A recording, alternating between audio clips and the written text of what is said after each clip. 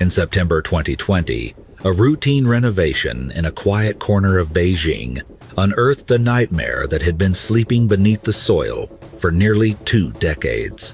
While digging a trench for a plumbing repair, an elderly homeowner's shovel struck human remains, a fractured skull, and the tattered remnants of a floral shirt. What appeared to be a cold case of a missing person quickly unraveled into a sinister family tragedy involving a secret identity, a lethal betrayal, and a body hidden just feet beneath where the family slept. Before we descend into this subterranean mystery, please consider subscribing to support our investigations. The village of Gaoliang, located in the Shunyi district of Beijing, is a place where the past often sits uncomfortably alongside the present. Amidst rows of modernized 2-story homes with clean facades and updated amenities, one structure stood out like a decaying tooth. It was a single-story residence, weathered by over 20 years of neglect, its roof tiles faded by the sun, and its walls bearing the cracks of time. The courtyard was cramped, a stark contrast to the spacious lots of the neighbors. The owner of this dilapidated property was Liu Dai, a man in his 70s. Liu Di and his wife had long since retired, their bodies too frail for heavy labor, relying entirely on their son, Liu Guo, for financial support. The house was not just an eyesore, it was failing from the inside out. In September of 2020, the aging infrastructure finally gave way. The main water pipe burst, turning daily life into a logistical struggle. Cooking, cleaning, and basic hygiene became nearly impossible without a steady water supply. Desperate for a fix, Liu Di hired a local plumber to assess the damage. The workers arrived, inspected the damp soil and the sputtering faucets, and delivered their verdict. The blockage was deep within the main line, running beneath the courtyard. They would need to replace the pipe entirely. However, the labor of digging the access trench was not included in their, quote, to save money. The 70-year-old Liu Di decided to undertake the back-breaking work himself. On a humid afternoon, following the spray-painted lines marked by the plumbers, Liu Di began to dig. The trench needed to be roughly 6 feet long and 4 feet wide, running parallel to the existing underground piping. For hours, the rhythm was monotonous: strike, lift, toss. The soil was packed hard, resisting every motion. Just as he reached a depth of a few feet, the steel blade of his hoe struck something that did not feel like a rock. It offered a dull resistance. Liu Di knelt to inspect the obstruction and pulled out a hard, calcified object. It looked like a bone fragment. His eyesight was poor, dimmed by age, and his first instinct was rationalization. He assumed it was the remains of a dog or a cat, perhaps buried by a previous tenant or a neighbor years ago. He tossed the fragment into a corner of the yard, intending to dispose of it later, and resumed his work. But the earth had more to reveal. As he dug deeper, his hoe snagged on something soft fabric. Liu Di paused, a cold unease settling in his stomach. He set the tool aside and began to scrape away the dirt with his bare hands. He pulled at the textile, shaking off the clods of clay, and froze. It was not a rag. It was a pair of women's trousers, visibly old and decaying, but unmistakable. As he pulled the garment free, another bone tumbled out from within the fabric legs. Panic began to set in. This was no longer an animal burial. Liu Di, trembling, reached for his phone and dialed the local police. Within the hour, the quiet courtyard in Gaoliang was swarming with law enforcement. The rumor mill in the village spun into overdrive. Neighbors whispered about the bone pit in the old man's yard, and a crowd gathered behind the police cordon, craning their necks to catch a glimpse of the macabre discovery. The criminal investigation detachment took over the excavation. For more than 2 hours, officers carefully sifted through the soil, treating the plumbing trench as an active archaeological crime scene. They recovered more skeletal remains, pieces of women's undergarments, and a distinctive shirt with a floral pattern. When the forensic anthropologist later assembled the fragments on the examination table, the grim puzzle was complete. They had a full human skeleton. The initial forensic report painted a brutal picture. The victim was female, estimated to be between 20 and 22 years old at the time of death. The state of decomposition suggested the body had been in the ground for a long time, likely between 15 and 20 years. Most chilling was the trauma to the skull. There was a distinct fracture and a depression on one side of the cranium. The medical examiner concluded that the cause of death was blunt force trauma. The victim had been struck violently with a hard, blunt object, such as a rock or a brick. Identifying a victim from bones alone is a notoriously difficult task, without dental records or DNA, and the clothing offered no identification. The police turned their attention to the homeowner. During the interrogation, Liu Di provided a timeline of the property's occupancy. He explained that the small house had originally been the marital home of his daughter, Liu Min, and her husband, Li Wanjun. The couple had married in 1998. However, their domestic life was volatile. According to Liu Di, the marriage dissolved into constant conflict, culminating in a divorce filing just a few years later. Liu Di then told the investigators a story that had been the family's accepted truth for nearly 2 decades. He claimed that around the year 2001, his daughter, Liu Min, had run away. She had allegedly abandoned her husband and family to elope with another man, leaving without a proper goodbye or a forwarding address. Li Wanjun lived in the house alone for a few years after she left. Liu Di explained to the detectives. Then he moved back to his hometown in Hebei province. My wife and I moved into this house in 2009. We have lived here for 11 years and never noticed anything strange until I dug that hole. The police pressed for details on the disappearance. When a young woman vanishes, families usually search for her. Liu Di admitted they had looked for her initially, but their worries were assuaged by letters. Sometime after she vanished, the family received handwritten letters, purportedly from Liu Min. The letters stated she was living in Fujian province, that she was happy, living a good life, and that the family should not worry about her. However, as Liu Di recounted this, the detectives noticed holes in the narrative. Why would a daughter write letters but never call? Why would she not visit home for nearly 20 years? And why did the description of the skeleton, a female, roughly 20 to 22 years old, dead for about 20 years, match Liu Min's profile so perfectly? Liu Min was born in April of 1979. In 2001, the year she supposedly ran away, she would have been exactly 22. The coincidence was too strong to ignore. The forensic team extracted DNA from the teeth of the skeleton and compared it with samples from Liu Di and his wife. The results were a match. The skeleton in the yard was not a stranger. It was Liu Min. She had never run away to Fujian. She had never left the courtyard. She had been lying beneath the dirt, decomposing while her parents lived, slept, and ate just feet above her shallow grave. The revelation shattered Liu Di. For years, he had believed his daughter was ungrateful and distant, living a new life with a lover. Now, he realized he had been deceived. He told police that back in 2001, the story was that Liu Min had run off with a man named Wang Shan. Wang Shan wasn't a local, Liu Di recalled, his voice trembling with a mix of grief and rage. He was an outsider. I didn't know much about him, only that he was an acquaintance of my son-in-law, Li Wanjun. The focus of the investigation immediately shifted to the 2 men in Liu Min's life, the husband, Li Wanjun, and the alleged lover, Wang Shan. Detectives located Li Wanjun in Hebei province. He was living a quiet life, miles away from the crime scene. When contacted by phone, Li Wanjun sounded cooperative.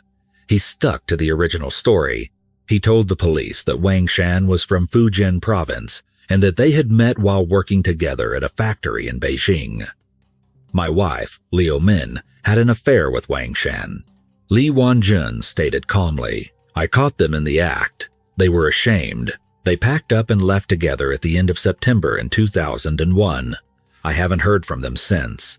Li Wanjun added a specific detail to bolster his credibility. He claimed that before leaving, Wang Shan had written him a letter of apology. In this letter, Wang Shan allegedly wrote that he and Liu Min were going back to his hometown in Fujian to start a new life, to escape the gossip and judgment of the neighbors in Beijing. The letter also supposedly contained a request from Liu Min, asking Li Wanjun to take care of their daughter. It was a plausible story: infidelity, shame, and a flight to a distant province. But the police needed to verify it. They needed to find Wang Shan.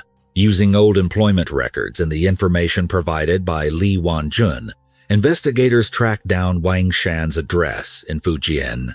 A team was dispatched to locate him, expecting to find him either with Liu Min or to hear that they had separated years ago. When they arrived at Wang Shan's residence, they found him living with a woman. But it was not Liu Min. It was his wife, a local woman named Xiao Li. The interrogation of Wang Shan blew the case wide open. When asked about Liu Min, Wang Shan looked confused and then terrified. He admitted to the affair. Yes, nearly 20 years ago, he and Liu Min had been romantically involved while he was working in Beijing. And yes, Li Wanjun had caught them. But I didn't run away with her, Wang Shan insisted. We cut contact years ago. I have no idea where she is. Wang Shan explained that after the affair was exposed, he was consumed by guilt. He had expected his marriage to end, but his wife, Xiao Li, had chosen to forgive him. Moved by her loyalty, Wang Shan decided to end the relationship with Li Min immediately. He broke it off and returned to his hometown with his wife and children on September 1st, 2001 weeks before Liu Min allegedly disappeared. Wang Shan's wife and children corroborated his timeline. There were records of their return.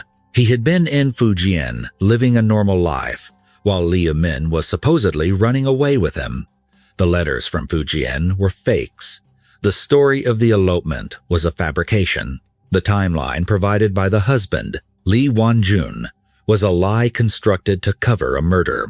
On October 10, 2020, the investigation team drove to Hebei province. They were not going there to ask Li Wanjun for more information. They were going there to arrest him. When the police arrived, Li Wanjun did not run. He did not fight. At 40 years old, he looked significantly older, with the weathered face and weary posture of a man in his 60s. He sat quietly as the officers approached him. The lead investigator asked a single, direct question. "Do you know why we are arresting you?" Li Wanjun did not feign ignorance. He did not ask for a lawyer. He simply nodded. "I know." Without any pressure, he confessed on the spot. "I killed Liu Min. I buried her in the yard." During the drive back to Beijing, Li Wanjun sat in the back of the police cruiser, staring blankly out the window at the passing landscape. He remained silent for hours, his expression unreadable. It was the face of a man who had been waiting for this day for 19 years. Upon arriving at the interrogation room in Beijing, the detectives sat him down. They wanted to know the motive. Why would a man kill his wife, the mother of his child, and bury her in their own home? Li Wanjun looked up, his eyes hollow. "My life has been meaningless," he said, his voice flat. "I hated her. I hated her so much. If you had lived my life, if you had been in my shoes, I think you would have done the same thing I did. There was really no other way. To understand how a marriage turned into a murder, and how a hard-working man turned into a cold-blooded killer, the police had to look far back into the past. The tragedy of Li Wanjun did not begin in that courtyard in Beijing. It began years earlier in a poor farming village in Hebei, with a broken heart and a rumor that destroyed a young man's soul. To comprehend why a mild-mannered man like Li Wanjun would commit such a gruesome act, we must look beyond the interrogation room and rewind the clock. The tragedy did not begin in that cramped courtyard in Beijing. It began decades earlier, rooted in the harsh, dusty soil of his childhood, and a heartbreak that shattered his world long before he ever met Liu Min. Li Wanjun was born into a destitute farming family in Shiting Village, located in Xingtai County, Hebei Province. He was the youngest of 3 children. Like millions of other rural Chinese families during the economic shifts of the 80s and 90s, his parents were forced to make a difficult choice. Driven by the crushing weight of poverty, they left their children behind in the village to seek stable wages in the city. Li Wanjun was barely 2 years old when his parents departed, leaving him and his siblings in the care of their aging grandparents. Growing up as a left-behind child, Li Wanjun learned the value of self-sacrifice early. His grandparents were too frail to manage the farm alone, and the money sent back by his parents was never quite enough to cover tuition for 3 children. Li Wanjun, always the quiet and sensible one, volunteered to be the one to miss out. While his older siblings completed high school, he dropped out after his final year of elementary school to take on the burden of the household.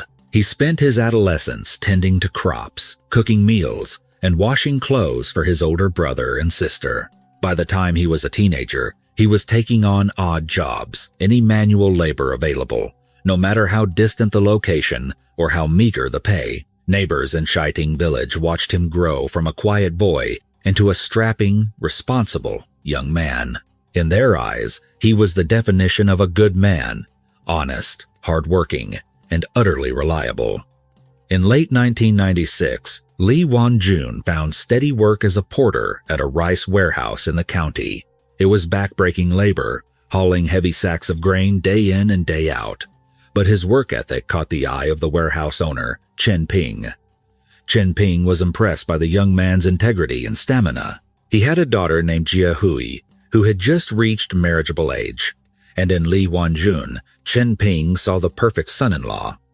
Initially, Li Wanjun was hesitant. He was painfully aware of his own poverty and lack of education, fearing he was unworthy of the boss's daughter.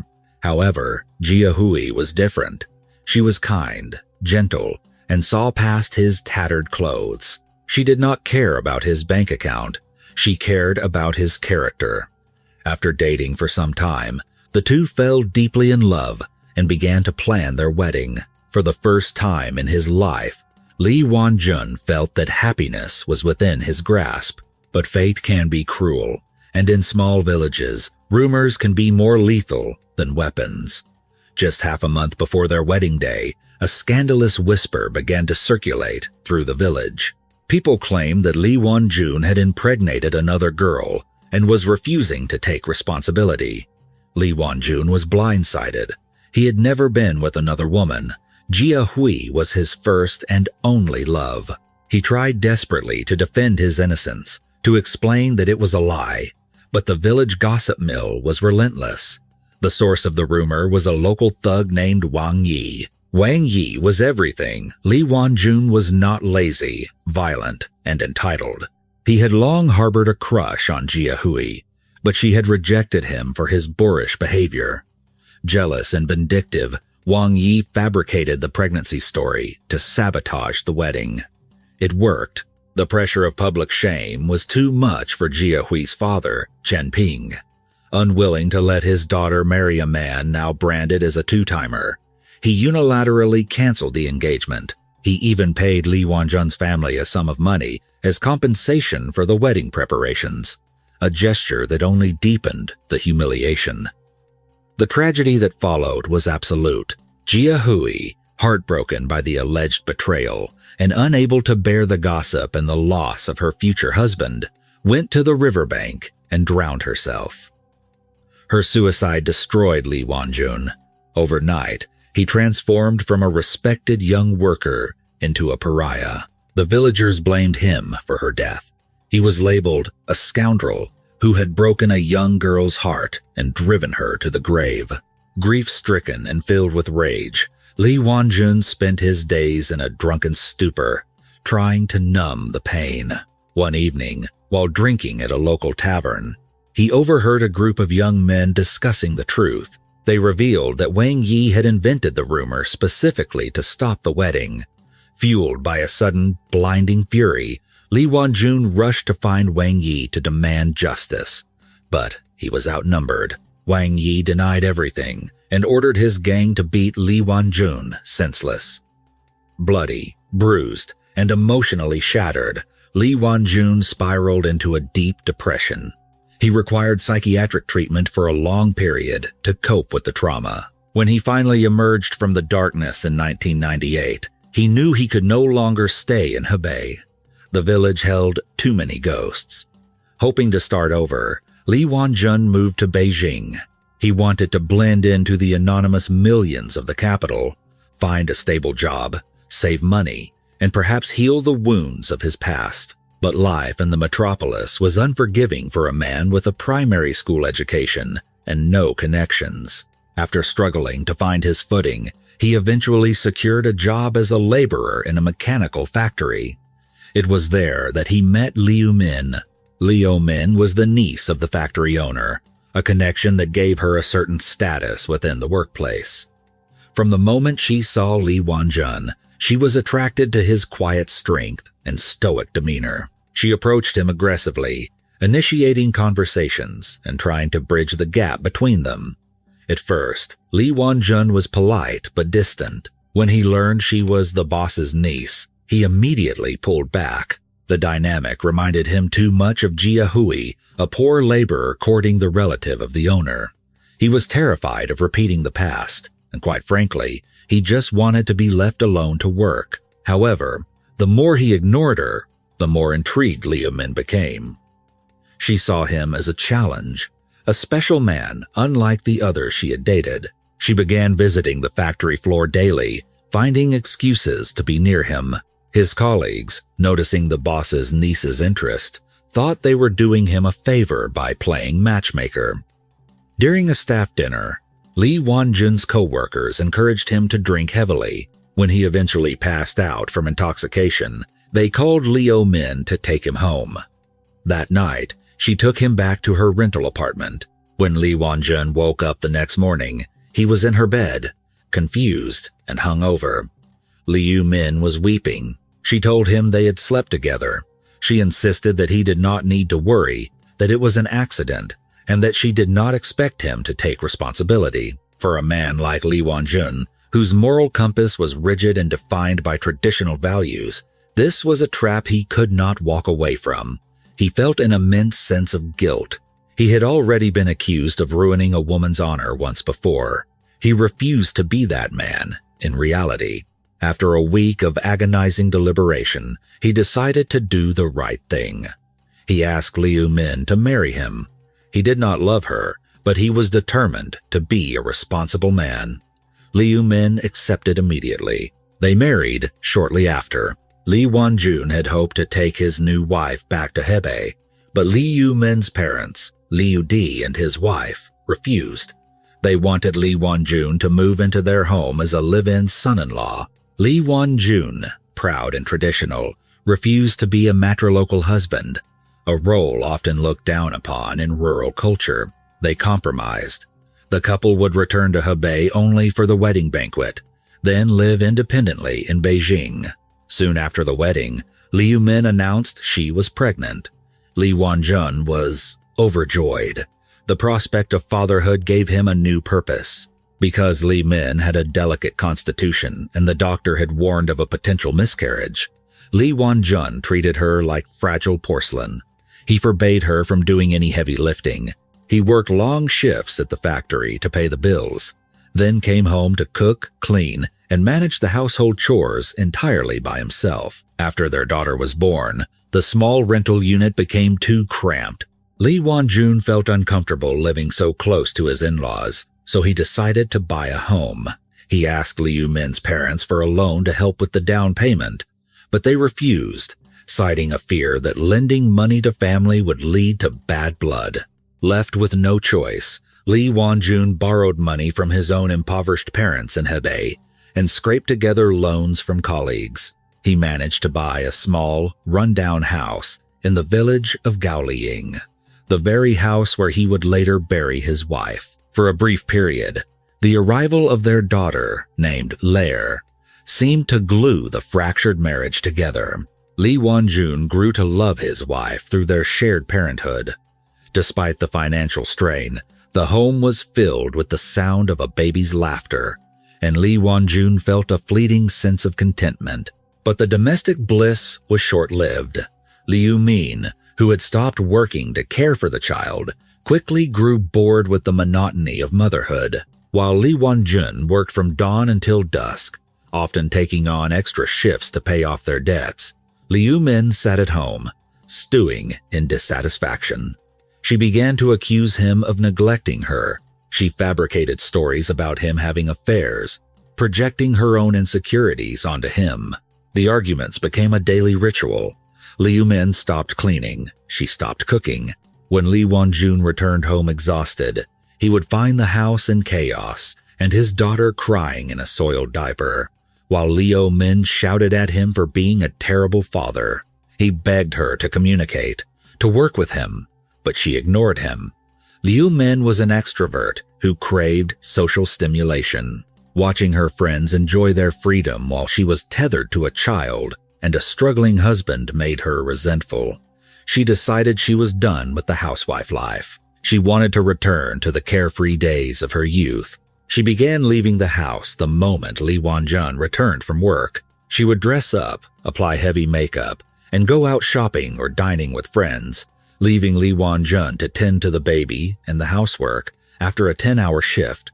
This cycle repeated for months. Realizing that his wife had no interest in raising their child and fearing for his daughter's well-being, Li Wanjun made a difficult decision. He sent little Lair back to Hebei to be raised by his parents. He hoped that without the burden of childcare, Liu Min might return to work at the factory and settle down. He was wrong. The absence of the child only removed the last tether holding Liu Min to the family. With her daughter gone, Liu Min's behavior became even more erratic. She stayed out later and later, sometimes not coming home at all. She would turn off her phone, leaving Li Wanjun pacing the floor in worry. When he tried to involve her parents, asking them to reason with her, nothing changed. She began bringing groups of friends to their small house for parties. Li Wanjun, wanting to avoid public conflict, stayed silent, but his silence only emboldened her. One evening, Liu Min demanded that Li Wanjun cook a feast for her friends. She had never lifted a finger in the kitchen, claiming she was from a delicate background, so she expected him to serve them. At first, he complied to keep the peace, but eventually, his patience snapped. "We are deep in debt," Li Wanjun told her in front of her friends, his voice trembling with suppressed anger. "We can barely afford to feed our own child. Where am I supposed to find the money to buy alcohol and fancy food for these people?" The guests fell silent. Liu Min turned crimson. She felt humiliated. To save face, she loudly invited everyone to a restaurant, promising to pay the bill herself. She stormed out, leaving Li Wanjun alone in the empty, silent house. She did not return that night. The relationship descended into a toxic war of attrition. The financial pressure was suffocating. Since giving birth, Liu Min had refused to work, yet her personal spending had doubled. Li Wanjun took on a second job at night, working himself to the bone. The physical toll was evident. One afternoon, he collapsed from exhaustion on the factory floor. His colleagues rushed him to the hospital, but when they tried to contact his wife, she was nowhere to be found. Lying in the hospital bed, watching other patients being tended to by their loving families, Li Wanjun wept. He felt utterly alone. He considered divorce, but every time the thought crossed his mind, he thought of Lair. He did not want his daughter to grow up in a broken home. He decided to try one last time. He sat Liu Min down and pleaded with her. He laid out their debts. He asked her to find a job, any job, so they could build a future together. Liu Min exploded.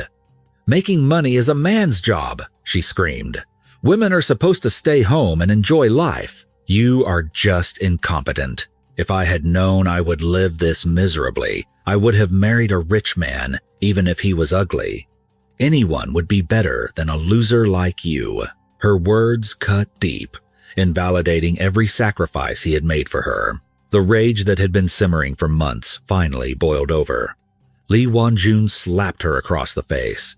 Li Min did not cower. She retaliated instantly, kicking him hard in the stomach. That night, consumed by guilt for hitting a woman, Li Wanjun tried to apologize. Liu Min sat in stony silence, ignoring him until he turned to leave, at which point she muttered, "You are a cowardly, violent abuser." The next morning, July 14th, Li Min vanished. She took nothing with her. Li Wanjun panicked, fearing she might harm herself. He searched the neighborhood frantically. He called her phone repeatedly, but she let it ring without answering. A deliberate act of psychological torture. 2 days later, as he was heading out to file a missing person report, he found her standing at the front gate. Relief washed over him. He reached out to hold her hand, but she swatted him away with cold disgust and marched into the house without a word. That afternoon, the verbal abuse escalated to a new level. Liu Min turned her vitriol toward his parents. She called them failures, peasants who had raised a son destined to be a servant for the rest of his life. Li Wanjun trembled with rage. He could take the insults directed at him, but he could not tolerate insults against his parents. He stormed out of the house to cool off. The moment he left, Liu Min called her father, Liu Di. She sobbed into the phone, claiming Li Wanjun was bullying her. Enraged, Liu Di rushed over to the house. When Li Wanjun returned, he found his father-in-law waiting for him with a whip in his hand. Before Li Wanjun could explain, the older man lashed out, striking him repeatedly, shouting that this was the punishment for mistreating his daughter. Li Wanjun stood there and took the beating. To end the scene, he bowed his head, apologized to his father-in-law, and apologized to his wife. He swallowed his pride to keep the peace. For a short while after this incident, Liu Min seemed to calm down. Li Wanjun foolishly hoped the storm had passed, but soon, a new whisper began to circulate through the village lanes of Gaoling, a whisper that sounded terrifyingly familiar to the one that had ruined his life back in Hebei. People were saying his wife was having an affair. At first, Li Wanjun defended her, shouting down the neighbors who spread the gossip. But doubt is a persistent seed. He began to watch her. He noticed the secretive phone calls.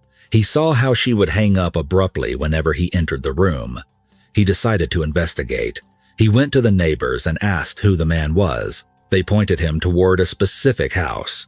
The man was Wang Shan. The shock was double-edged. Not only was his wife cheating, but she was cheating with a man Li Wanjun considered a friend. Li Wanjun went to Wang Shan's house to confront him. Wang Shan denied everything, claiming they were just friends. But as they spoke, Li Wanjun's eyes drifted to the coffee table in the living room. There, sitting in plain sight, was a mobile phone. He recognized it instantly. It was the phone he had bought for Liu Min as a birthday gift, using money he had saved for months. The evidence was undeniable. Li Wanjun realized his marriage was dead. He did not scream. He did not fight. He simply turned around and walked back to his empty, cold house. He did not confront Liu Min immediately. He waited. It took half a month for Liu Min to return home. When she finally walked through the door, Li Wanjun was sitting there, calm and resigned. He did not ask where she had been. He simply asked for an explanation. Liu Min's reaction was explosive. She did not apologize. She did not make excuses. She screamed at him to shut up, telling him he had no right to question her life. "I want a divorce," Li Wanjun said quietly. "No," she spat back, slapping him across the face. "I will not divorce you. If we divorce, who will pay for my life? Who will take care of me?" She wanted to keep him as a financier while she lived as a single woman. Despite her refusal, Li Wanjun filed for divorce unilaterally. They were stuck in the house together, waiting for the court date, living like ghosts haunting the same hallway. It was September of 2001. The tension in the house was a physical weight, a bomb waiting for a spark, and that spark would come in the form of a missing necklace and a revelation that would shatter Li Wanjun's sanity completely. The final, fatal fracture in the marriage of Li Wanjun and Liu Min occurred on a humid evening in late September of 2001. The air in the courtyard was thick and stagnant, mirroring the suffocating atmosphere inside the house. Li Wanjun had just returned from a long day of manual labor, having spent hours repairing a vehicle for a neighbor to earn a little extra cash. His hands were stained with grease, and his body ached with a fatigue that went deeper than his bones. He barely had one foot inside the door when Liu Min confronted him.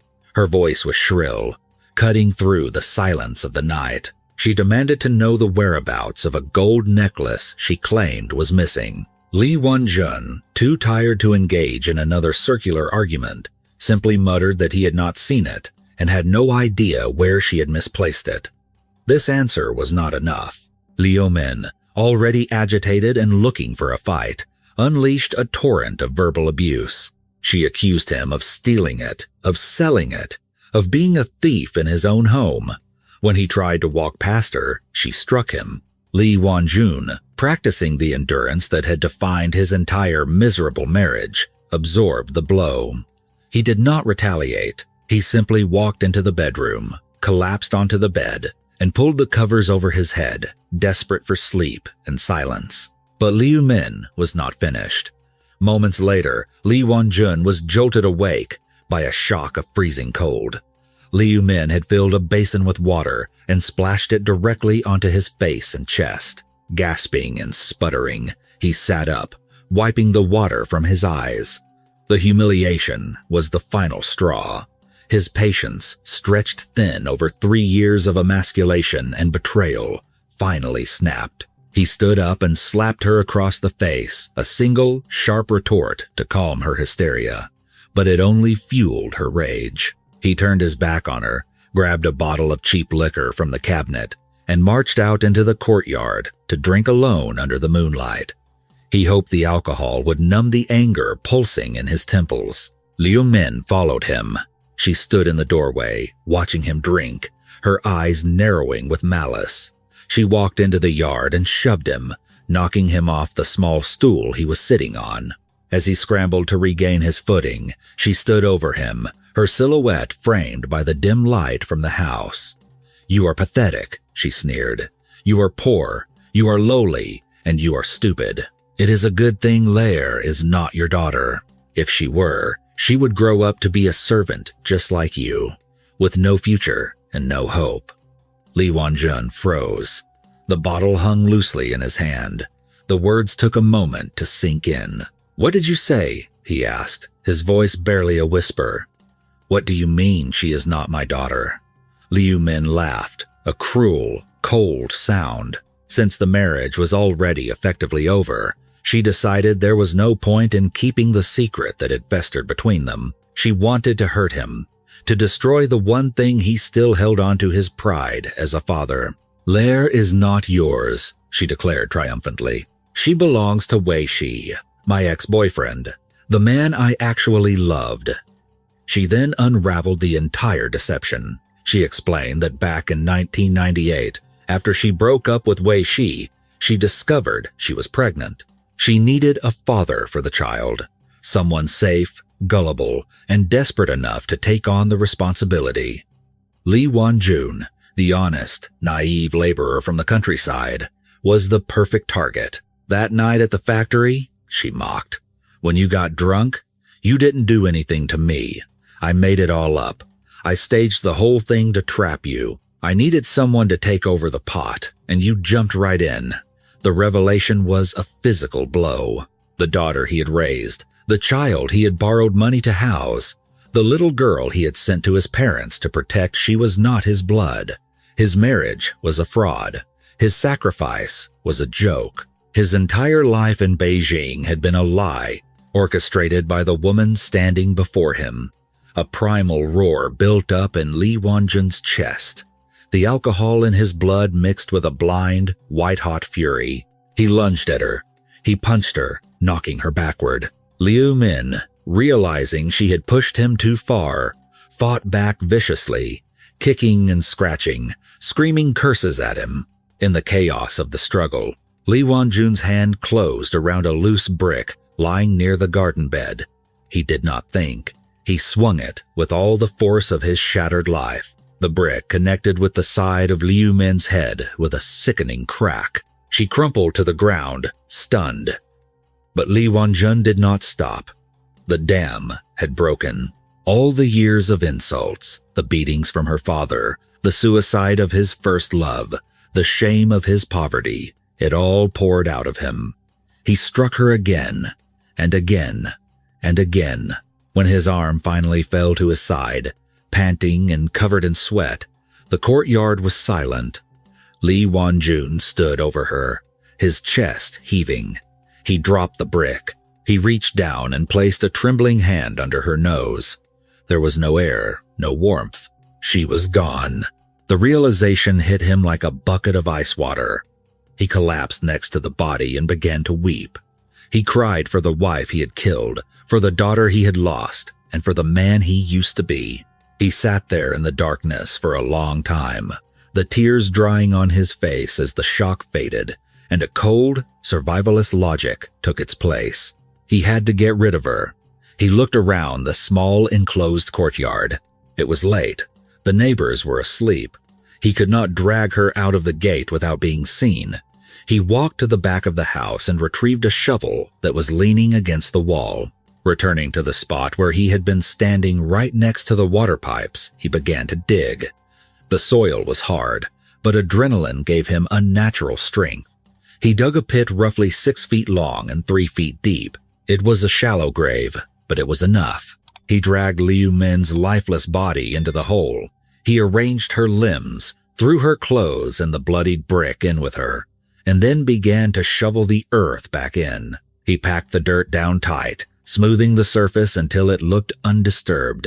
By the time the sun began to rise over Beijing, the courtyard looked exactly as it had the day before.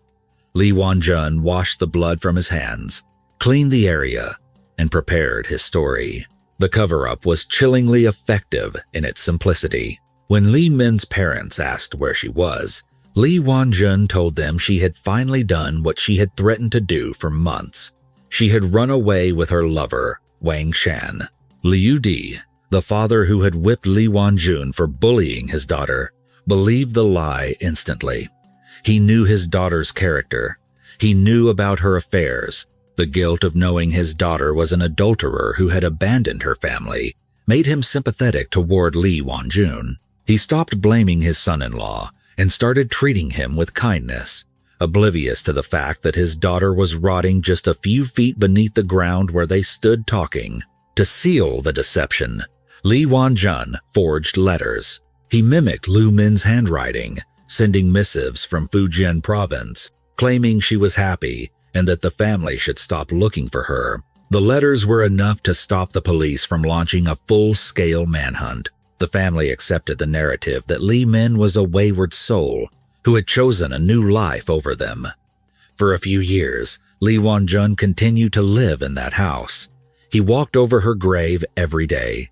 He slept in the room next to the courtyard, but the weight of the secret eventually became too much. He moved back to Hebei, leaving the house to his in-laws, distancing himself from the scene of the crime. He thought he had gotten away with it, and for 19 years, he had. But the earth always reclaims its own. In 2020, a simple plumbing problem brought the truth to the surface, and the facade crumbled. The trial of Li Wanjun took place on December 30th, 2021. The Beijing People's Procuratorate charged him with intentional homicide. Standing in the dock, the man who was once known as honest and hard-working looked like a shell. He was calm, almost relieved that the waiting was over. The court heard the details of the abuse, the paternity fraud, and the snapping point, while the defense argued that the victim's behavior was a significant precipitating factor, a mitigating circumstance in Chinese law. The brutality of the murder and the cold calculation of the concealment could not be ignored. Li Wanjun did not beg for mercy. When asked if he had anything to say, he simply stated that he accepted his guilt. "I made a terrible mistake," he told the judge.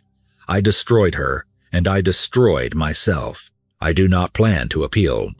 The court handed down its verdict: life imprisonment. Li Wanjun was led away in handcuffs, his back bowed, leaving behind a legacy of tragedy that had claimed 3 lives. Jia Hui, the first love who drowned, Liu Min, the wife who was buried, and Li Wanjun himself, the good man who became a killer. This case serves as a grim autopsy of a toxic marriage. It reminds us that domestic violence is not always physical. It can be psychological, financial, and emotional. When communication breaks down and resentment is allowed to fester in the darkness of a home, the consequences can be catastrophic. Li Wanjun trapped himself in a prison of societal expectations and misplaced responsibility long before he was locked in a cell. He endured when he should have left. He stayed silent when he should have spoken. And in the end, his silence was broken by the sound of a brick striking bone. Thank you for joining us on this harrowing journey into the depths of human desperation. The case of Li Wanjun challenges us to ask difficult questions about how much one person can endure before they break. Do you believe the victim's psychological abuse and the paternity fraud justified a lighter sentence? Or does the brutality of the crime warrant the life term? Let us know your thoughts in the comments below. We read every single one. If you found this investigation compelling, please hit the like button and subscribe to our channel for more deep dives into the world's most shocking true crime stories. Stay safe and see you in the next video.